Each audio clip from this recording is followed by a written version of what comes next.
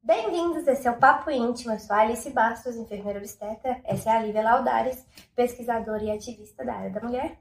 E a gente vai falar um pouco sobre os mitos e verdades da amamentação. Primeiro a Lívia vai falar um pouquinho e a gente vai conversar sobre a amamentação.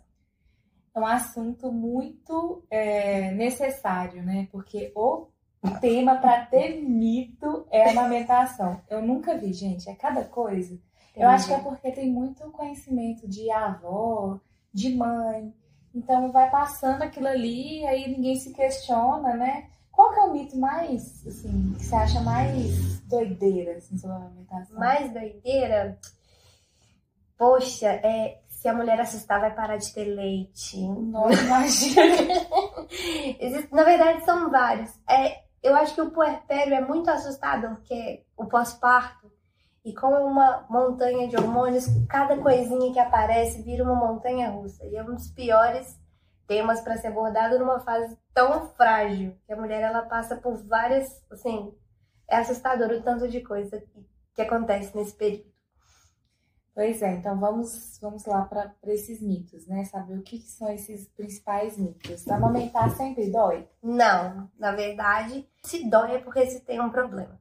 Existem mulheres que têm uma mamilo e a auréola um pouco menor. Então, quando o bebê vai mamar, ele suga essa auréola, ele tem uma distensão.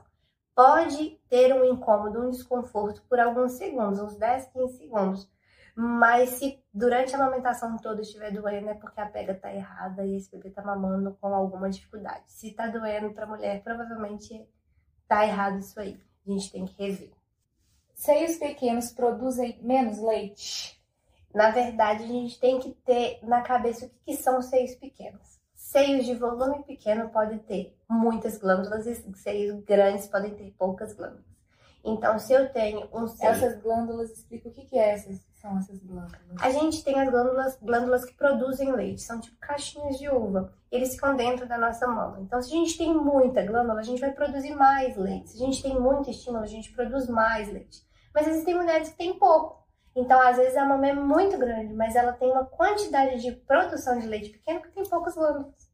E aí, as glândulas também, elas precisam de estímulos. Então, às vezes, tem seios pequenos com poucas glândulas que são estimuladas e elas produzem muito mais. É preciso dar água pro bebê que tá sendo amamentado, Alice? Não. Chá? Pode dar chá? Não pode dar chá. O que acontece?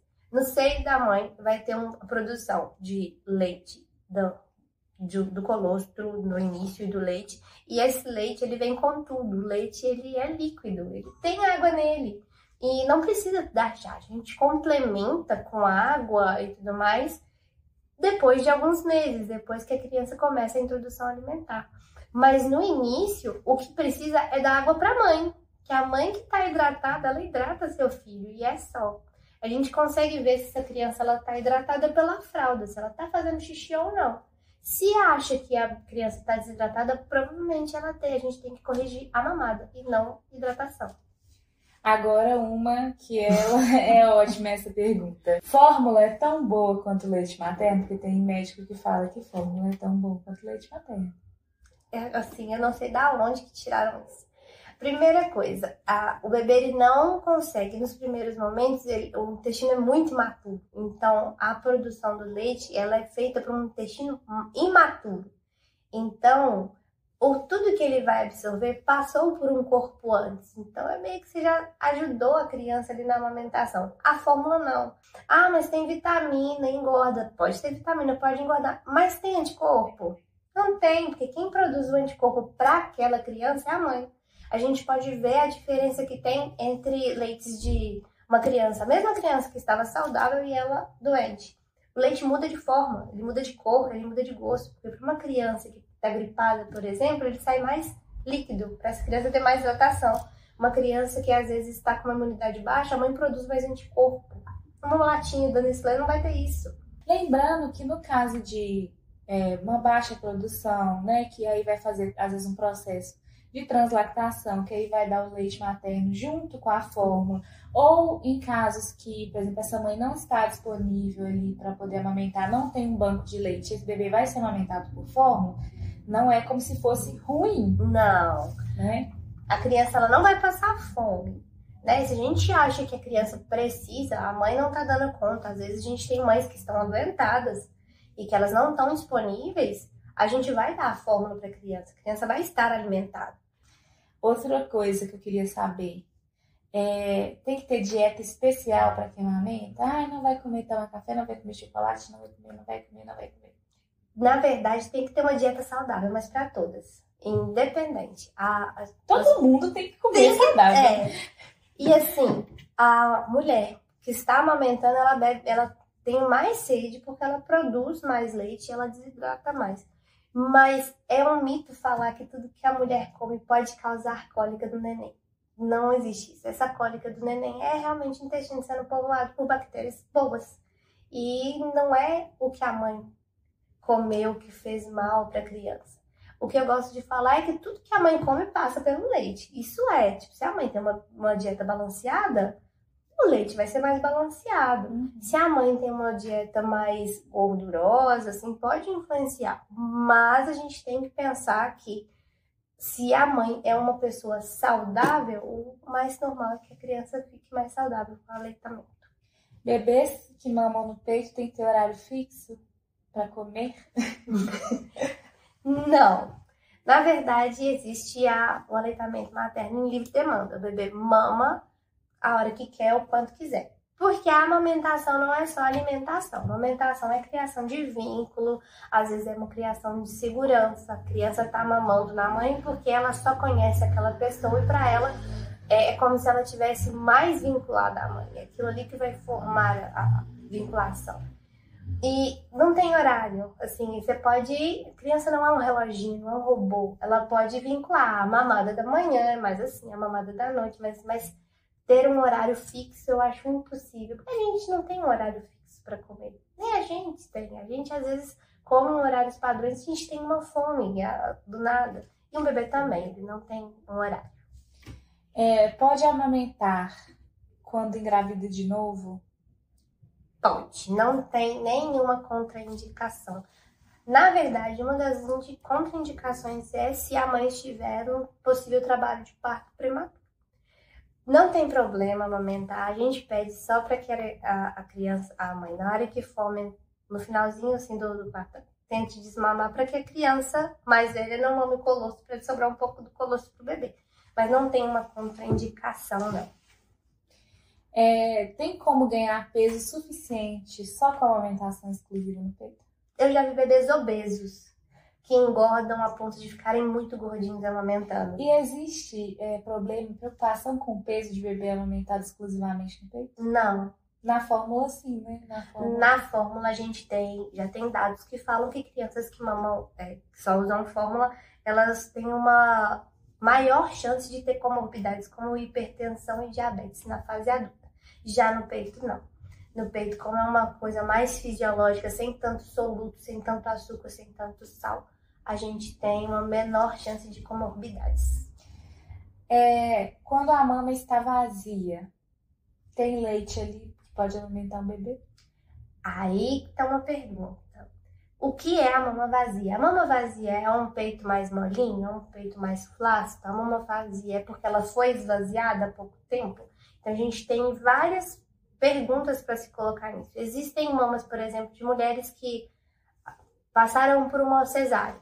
Aquele peito não sabia que tinha que produzir leite. Ele não vai produzir leite em grande escala, mas ele produz colosso se estimulado. E aquele colosso às vezes vem em gotas no início, mas ele é o suficiente. Ah, mas como que eu vou fazer para produzir? É deixar o bebê mamar mesmo. Às vezes o leite que a gente quer é que a gente quer apertar a mama e ver um chafariz. Não é, às vezes o leite ele tem que ser sugado para ser extraído. Agora vamos para algumas verdades. Leite materno é rico em anticorpos. Muito, muito anticorpos. A gente vê assim, todas as vacinas que você toma na sua vida tá passando pelo leite pro seu filho. E crianças que têm, às vezes, doenças, você vê as mudanças é muito visível a mudança do leite e a criança consegue ter uma imunidade muito maior. Existe até uma terapia que chama colostroterapia, que é assim que o bebezinho nasce, aquele bebezinho que não está em boa saúde, a gente tira um pouquinho do colostro e coloca nas bochechinhas para aumentar a imunidade. Amamentar fortalece o vínculo entre a mãe e o bebê. Fortalece, assim, tem vários vídeos e várias evidências científicas, porque o bebezinho ele consegue visualizar a mãe com uma certa distância, que é exatamente a distância dos olhos da mãe e do bebê na altura do seio. E aí o vínculo é maior, o cheiro é maior, o contato pele a pele aumenta também questões hormonais, a ocitocina, e faz essa vinculação ser muito mais forte.